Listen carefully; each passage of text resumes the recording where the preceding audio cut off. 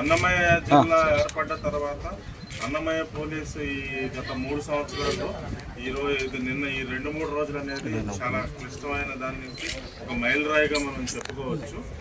25 సంవత్సరాల క్రితం 1998-99లో ఈ కోయంబత్తూరు బాంబు బ్లాస్ట్ నిందితులైన వాళ్ళు 20 సంవత్సరాలుగా మన రాయచోటి కేంద్రంలో మారుపేరులతో చిరు వ్యాపారాలు చేసుకుంటూ ఇక్కడ మహిళలను వివాహం చేసుకుని సాధారణ జీవితం సాగిస్తూ ఉన్నారు. ఈ విషయం మనకి తెలియదు పూర్తిగా, అసలు మనకి ఎవరికి ఎటువంటి అవగాహన కానీ దీనికి సంబంధించిన ఆనమాలు కానీ ఎవరికి లేకపోవటం. అయితే గత 3 రోజుల క్రితం ఒక అనుభవమైన సంఘటన జరిగింది. తమిళనాడు పోలీసులు వాళ్ళు NBW ఎగ్జిక్యూట్ చేయడానికి వాళ్ళు ఒక టీం వచ్చి మన సహకారం మనం అడిగినారు. మనం సహకరించి వాళ్ళు ఎవరైతే ఉన్నారో వాళ్ళు చెప్పిన ఆనమాళ్ళ ప్రకారం వాళ్ళని పట్టుకుని వాళ్ళకి అప్పచెప్పడం జరిగింది. కానీ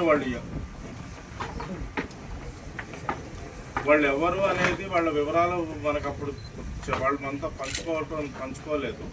తర్వాత అంతా పూర్తయి వాళ్ళు తీసుకువెళ్ళిన తర్వాత అంతా ఎవరు వాళ్ళు ఏమిటి అనేది మనం వివరాలు అడిగిన తర్వాత వాళ్ళు ఈ విధమైన వాళ్ళు ఇంత భయంకరమైన తీవ్రవాదులు అనేది మనకు చెప్పడం జరిగింది.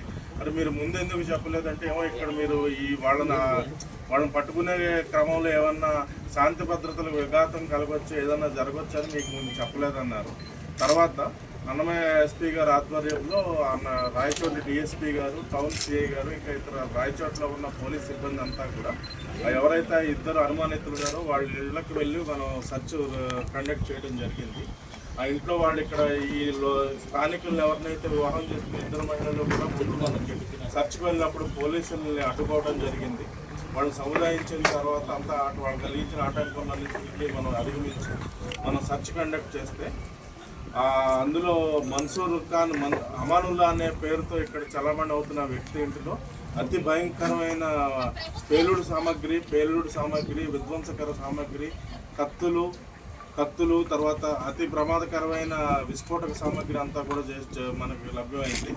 తర్వాత ఇంకో వ్యక్తి మన్సూర్ ఇంట్లో కూడా కొంత సామాగ్రి మనకు లభ్యమైంది.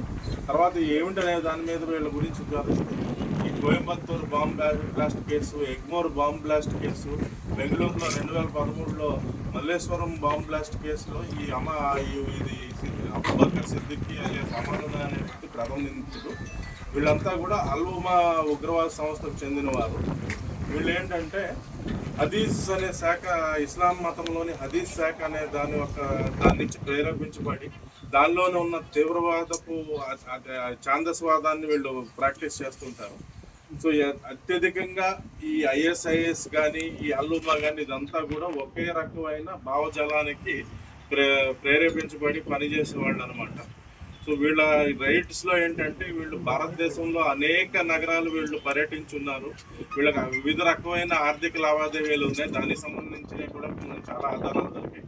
అలాగే ఈ అబూబకర్ సిద్దికీ అమానుల్లా అనే వ్యక్తి బహుపర్యాయాలు గల్ఫ్ దేశాలకు కూడా పర్యటించున్నారు. ఇవన్నిటి మీద కూడా మనకు లోతైన విచారణ చేపట్టి ఇతర కేంద్ర దర్యాప్తు సంస్థలు, ఇతర రాష్ట్ర దర్యాప్తు సంస్థలు అందరూ సహకారం తీసుకుంటే అసలు వీళ్ళు భవిష్యత్తులో ఏమి తలపెట్టారనేది ఇక్కడ వాళ్ళకు సంబంధించిన వాళ్ళ అనుచరులు ఎవరు, ఇక్కడికి లోపాయకారిగా వీళ్ళకి సహకరిస్తున్న వాళ్ళు ఎవరందరూ వివరాలు కూడా మనం త్వరలోనే చేపడతాం. ఇంక ఈ యొక్క మనకు లభించిన ఈ విస్ఫోటక సామాగ్రి గురించి టూకీగా చెప్పాలంటే మీరు ఈ మధ్య కాలంలో జరిగింది, గత సంవత్సర కాలంలో జరిగింది రామేశ్వరం బాంబ్ బ్లాస్ట్ అని మనకు బెంగళూరులో జరిగింది. ఈ సామాగ్రితో అటువంటి 50 నుంచి 60 వరకు మనం తయారు చేయొచ్చు. రామేశ్వరం బాంబ్ బ్లాస్ట్లో ఉపయోగించిన ఏదైతే IED ఉంటుందో IED అలాంటి డివైసెస్ 50-60 తయారు చేసే సామాగ్రి ఉంది. అది కాకుండా భారీ